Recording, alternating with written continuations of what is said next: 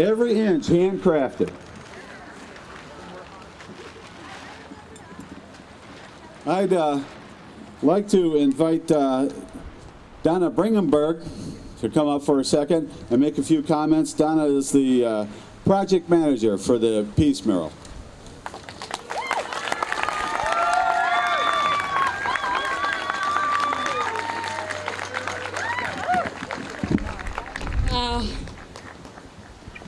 This is amazing to me. Thank you, everyone, for being here. Oh, okay. Can you hear me now? Okay. Well, this is a dream come true. As you know, it took about 4 years from beginning to end. And a lot of amazing people worked on this project. And the frame and every single part of it, the visioning process. So to be here, standing here, talking to you in front of the mural today is sharing it with you is really, it's beyond words for me. So thank you all for being here. I'm actually going to give a little speech. It'll be about 5 minutes. I hope I won't bore you. But I just want to tell you a little bit about how the mural came to be. I wish I had my water. So historically, peace efforts have been aimed at ending or preventing wars. This community peace mural project embraces peace efforts by connecting us all together, by building relationships. It was like playing in the mud together, right? We focused our efforts, we merged our ideas, and we planted seeds for a future that values beauty instead of destruction.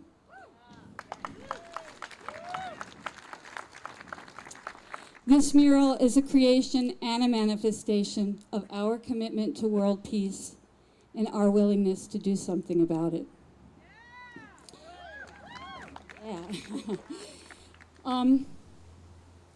So when this project was conceived, there were many, I wanted to give a quote by Martin Luther King Jr.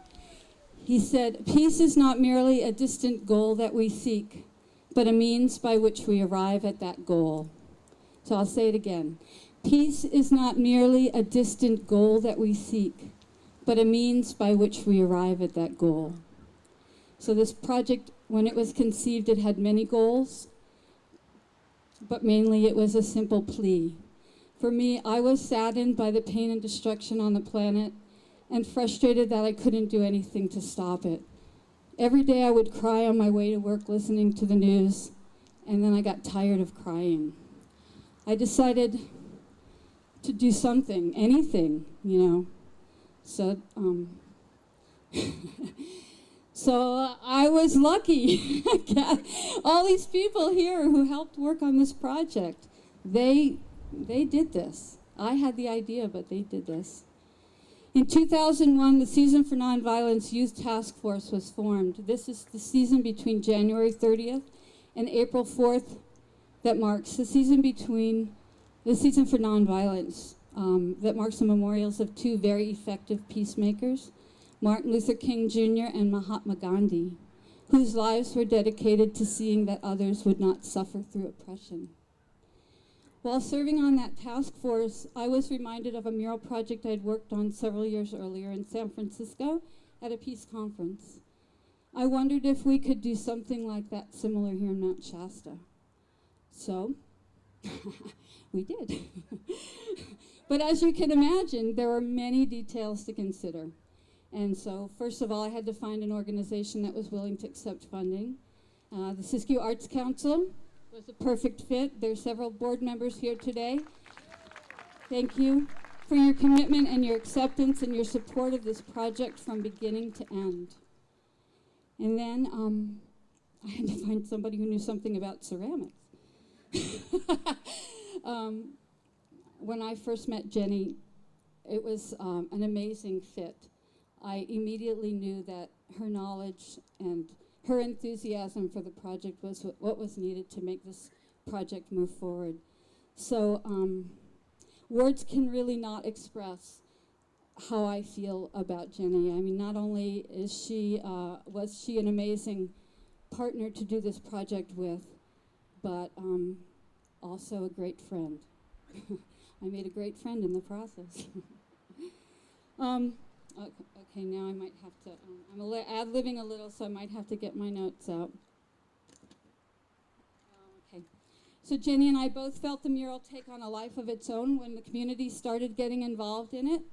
We first started the visioning process, asking people what their vision of peace was. That's what this mural is. It's this community's vision of peace. And the design echoes that.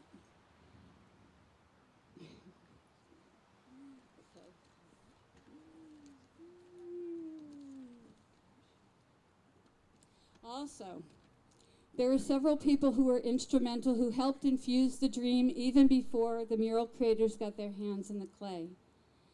Alona, Miriam, Marie, Gail, and Donna Huber.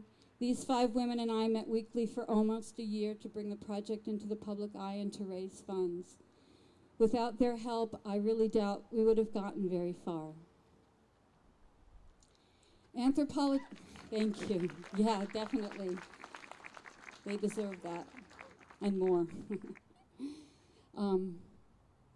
Margaret Mead, in one of her many statements about human consciousness, said, "Never doubt that a small group of thoughtful, committed citizens can change the world. Indeed, it is the only thing that ever has." So in closing, my hope is that this mural is a seed that will grow into the fullness of its intention.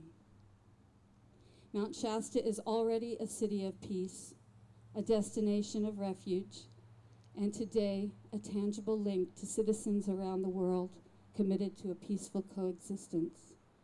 Thank you very, very much to everyone who's had their hands in this project in whatever way they could.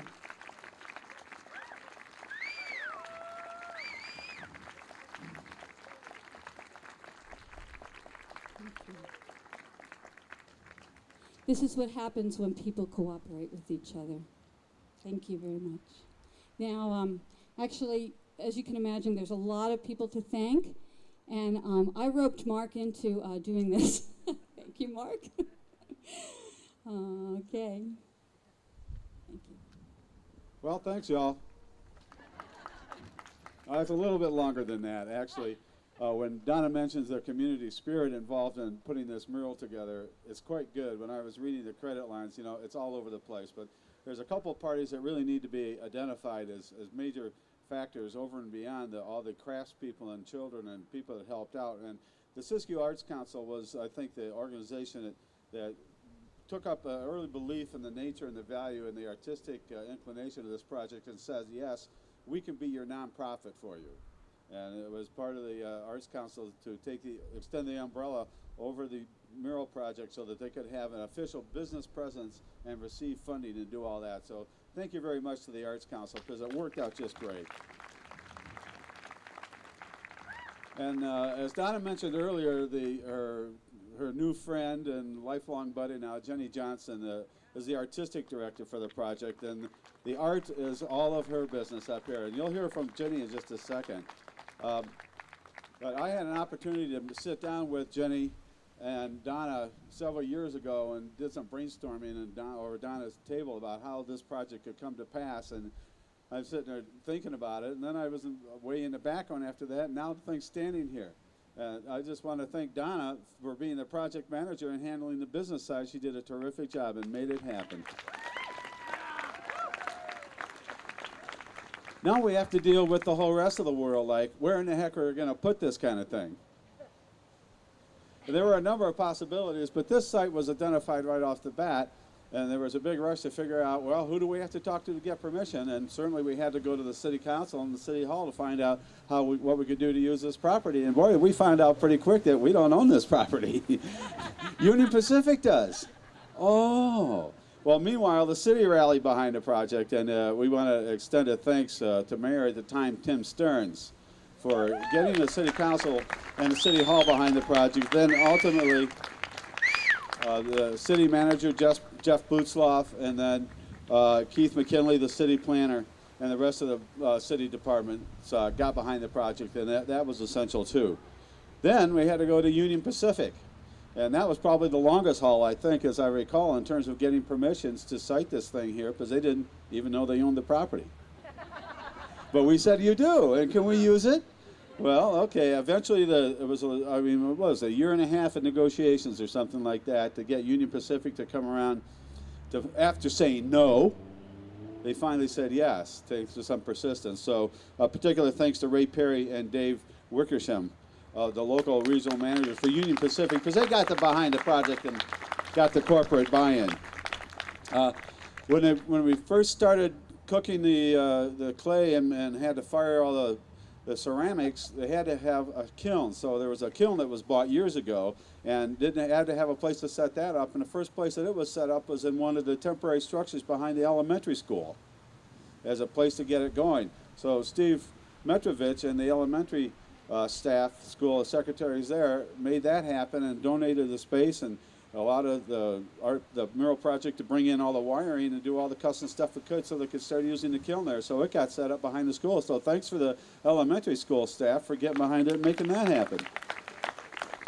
And I don't know how many amps that kiln draws, but an electric ceramic kiln draws a lot of amperage. And it took more than just your normal extension cord plugged into the wall to make it happen. So thanks goes out to Todd Corey to using his electrical engineering to get that thing hooked up. More than once, right. So then they got to pack the whole thing up when Lonnie Phillips decided that there was space available in her gallery. So they got to take the kiln apart and move it up and set it up, backed up in the back of Rare Images Gallery where Lonnie used to have her office. So we got to rewire that too. So there was a moving crew there and get that done.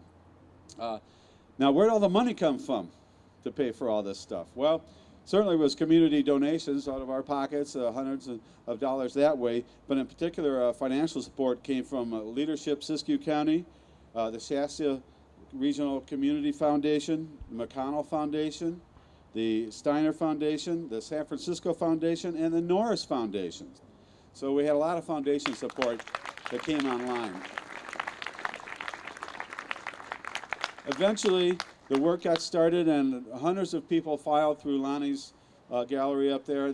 Particularly children and people had a chance to either carve the ceramics or paint them. They all had a hand in it, and I think that Jenny told me today that roughly there are, in terms of hands-on applications, there's about 250 people involved in putting this project together. Now, the reason the whole thing's standing there in a very secure, artistic kind of structural place is because of the great work of Chris Maroney and his crew that put the concrete in and built the steel frame and installed it. And of course, our local Phil Souza, our ever-ready guy, supplied the concrete, so they got behind that working with Chris because they've been a long time together. The panels have been ready actually for quite a while. We were just a matter of having to finish the site and get the frame put up. And Patty Hickman and the bank staff at Tri-Counties found a place in the corner of their bank to store the panels for a long time. They've been standing in there. And when we moved them out of there last week, they're heavy. And they have been standing there so long that the last one had made an impression in the wall, up in the top, and in the carpet. Well, all five of them standing on an edge in the carpet there. So they're going to have a lasting impression of the Peace Mural for a long time there. Finally, ramping up to the publicity to get everybody, the community, to turn out and support the project. We owe a great thanks to Paul Borger and the Mount Shasta Herald for all the very good coverage and beneficial publicity that they put out for it. And then all along the way, to help with events and all that, we had Scott Durbin and his jazz band, Kathy Lancaster, Richard Lucas, Mira L., Cindy Lee, and Danielle Light. All of them contributing in all their different ways to help round out the facilities. And today we have with us some filmmakers from the Bancroft Library that are documenting this project as part of the history project, oral history project, and they also contributed earlier on from the Bancroft Library in Berkeley. So thank you very much to them. And you have seen John Cumming and Audrey Gibson working the cameras today. MCTV has been working with their beneficial publicity to get the word out, again, to help to evolve the community. So thanks to the community television station. And finally, to all those 250 hands-on volunteers that helped in one way or another, and then another 250 people who were involved in the visioning process. When this thing was still on paper and we needed ideas about what is it that illustrates mankind and the humanity and the unity that we all have, and all these little bugs and flowers and people you see were all drawn by hand first by individuals who were involved at the grassroots level of the creative process. So I'd like to know right now if everybody who was involved one way or another with the process of getting us here today, if you'd raise your hand. How many people? Oh, look at that. Yeah, you know what? It's like 3/4 of the crowd. That's just great. Well, certainly the community, the mankind community of the world owns the spirit of this mural, and 500 of us have personal vested ownership in having bring it into creation. So thank you to all of us for making this happen. I'd like to bring up Jenny Johnson now, the artistic director. She can tell you a little bit more about the process.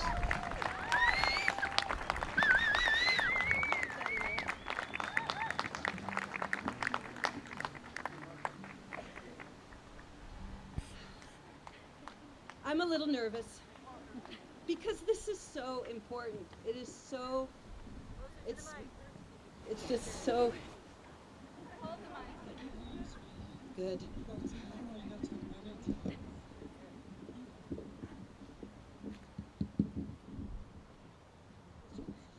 Okay. All right.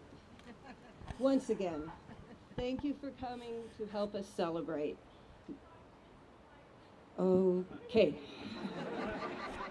It's a learning process. Maybe I could just talk loud enough.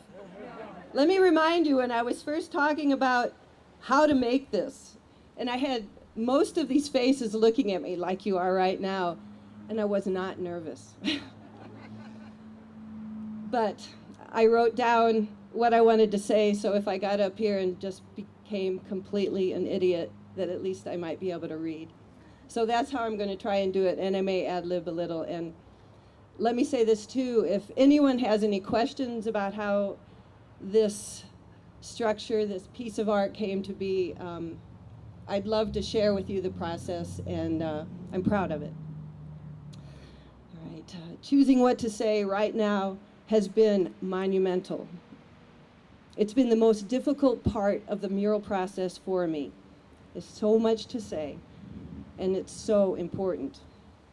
One thing is clear to me, though: I am deeply proud to be standing here with all of you right now, although some of you are sitting.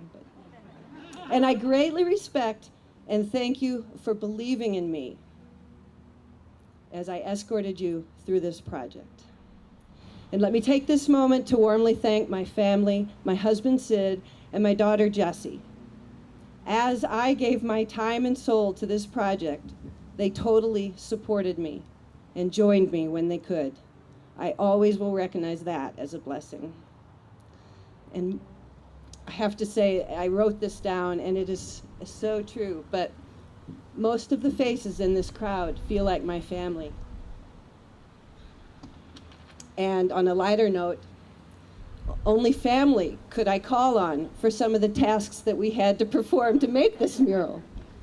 One of the main ones is, how many of you have ever helped lift one of these finished panels? I know a few of you are here. We moved them 6 times. Curiously, the same 6 strong men that we used were never the same 6 men. So that the learning curve was happening. During the last move from Tri-County Bank, where it had been safely deposited, the strong men helping believed each panel to weigh 600 to 650 pounds. What's funny is that is double the estimate from the move before. Rest easy, we're not going to be moving those panels again. Really. Also, I was thinking that was kind of a good account that we put it in, because it doubled in size. I want to share with you something else about that move. One strong man, and I can't remember his name. He's the one that plays music with Leslie. Maybe Mark remembers him. He turns to Mark Gibson. Mark actually put the last set of strong men together for me, and he was one of the strong men. And he turns to Mark, who had organized this group for me, and he says, "Thank you, Mark, for calling him to help." I was shocked. This guy was proud to be helping with the mural, even if it meant carrying 600 pounds around and pulling it in and propping it up. It was one of those many touching moments I'll have about this mural. And there I wrote "breathe." Okay, backing up a little bit how I got into this mural, or into this project. I also got into this mural. It was year 2002. I had just finished the McLeod School mural based on honoring the exciting new millennium. Shortly thereafter, the excitement darkened. It was a time when I feel everyone was brewing violent images and war threats, carrying this brew with them in their everyday lives. Under that cloud, I accepted curiously a meeting about another mural. As I listened to Donna's fundamental idea of a peace mural, I felt a promise of direction and a timely meaning for a beautiful piece of public art. I explained to Donna the process that I offered to orchestrate. As I went through each step, and this is really true, I remembered Donna's face getting a bit flushed, a little moist, and the tinkling sound going ka-ching, ka-ching, ka-ching above her head as I explained the process in all of its different elements. Story made short, Donna's adventuresome take risks spirit joined my own. We balanced, we became sisters, and we came to you, our community. And today we were all standing here with our unique, beautiful artwork. Breathe.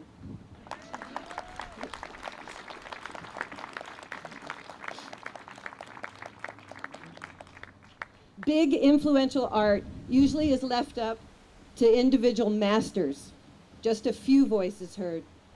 Commonly, community murals are created by a single artist representing a community.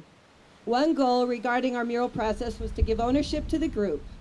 This group, this community, would be as big as possible. As it turned out, hundreds of people from Dunsmuir, McLeod, Weed, and Mount Shasta, and their areas surrounding it, outlying folks from everywhere, including Paris. A couple walked in one night, couldn't speak English, and we gave them some tiles, and they worked on it. They have thumbprints one way or another on this mural. Maybe many of you, and I know a lot of you, can remember looking up from your tile to see a new face next to you, or a new laugh walks into the studio's personality. Each person brought stories, friendship, and their individual great energy. The collective final piece, and that is a pun, was destined to be powerful. The procedure for this particular mural was intense. It was varied and long, and we were easily reminded that regarding art, the process is wonderful.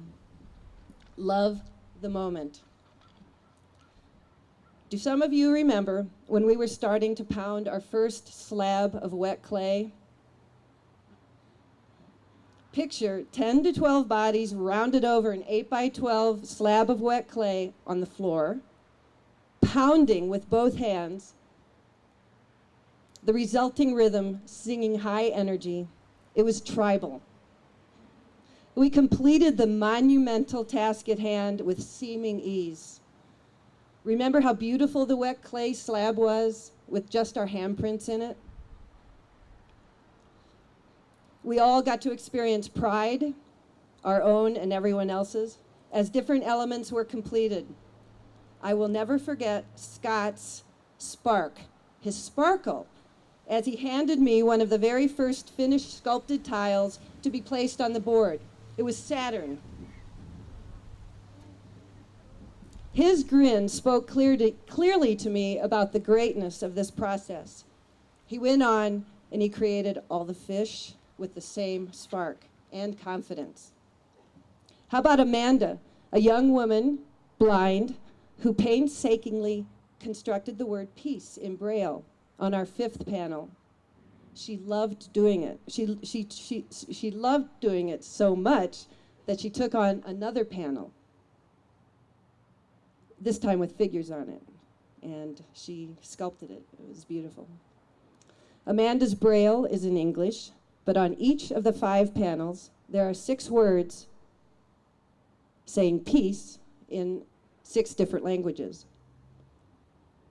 So you have an assignment to find those words.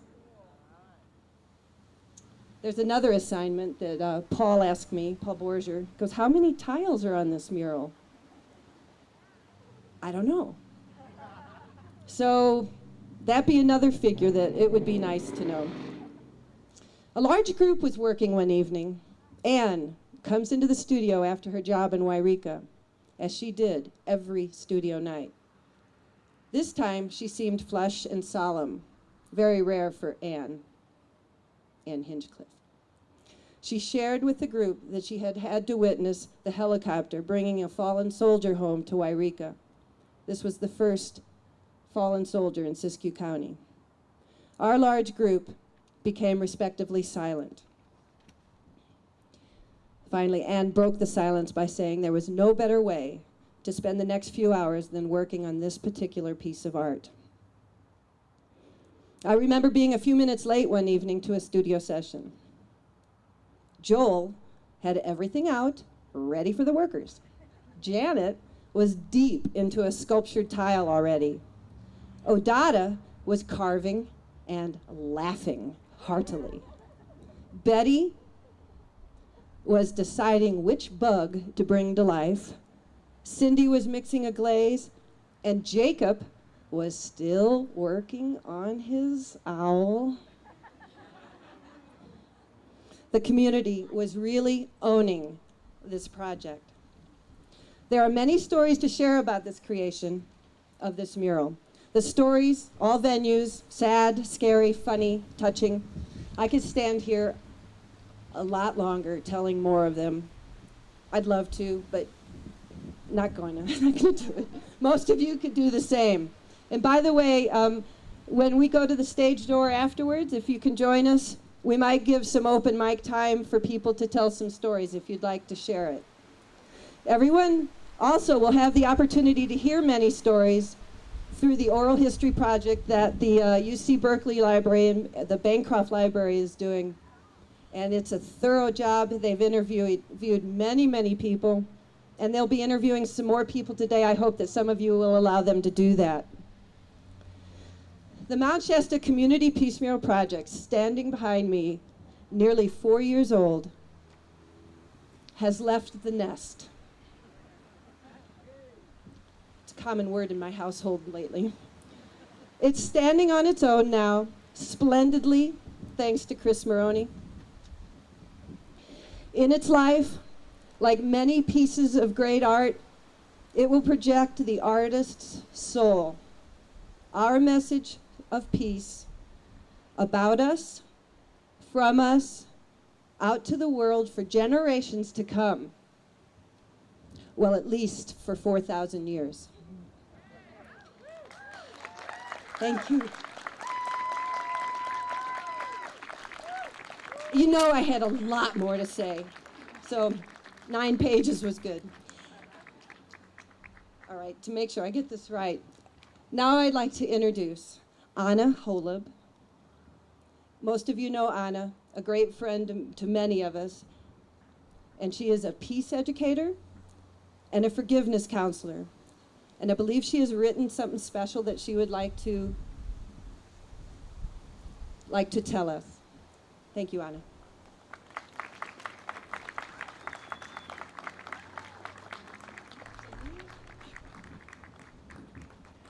Thank you, Jenny, and thank you, Donna, and all the people that worked on this incredible mural. I've written a short poem to share with you. It's called In Celebration of Mount Shasta's Peace Mural. 1,000 open hands. Better, 1,000,000 open minds. And more powerful still, 6.5 billion open and loving hearts. This is what we need to live peace together. This is in Mount Shasta, nestling upon this potent mountain. We reach out to envision, to touch these hands, these minds, these hearts of love beating within brothers and sisters down the street, along the river, or oceans and continents away. Distance doesn't matter. We live here and we are all at home, unveiling and renewing.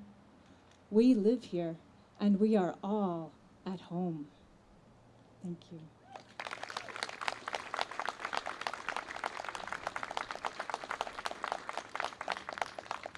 So the next thing we're going to do is group participation with the mural and with everybody here that would like to participate. We'd like to ask you to come into a circle. We might need to do concentric circles. And if you notice on the mural, very specially placed, are 2 hands that reach out.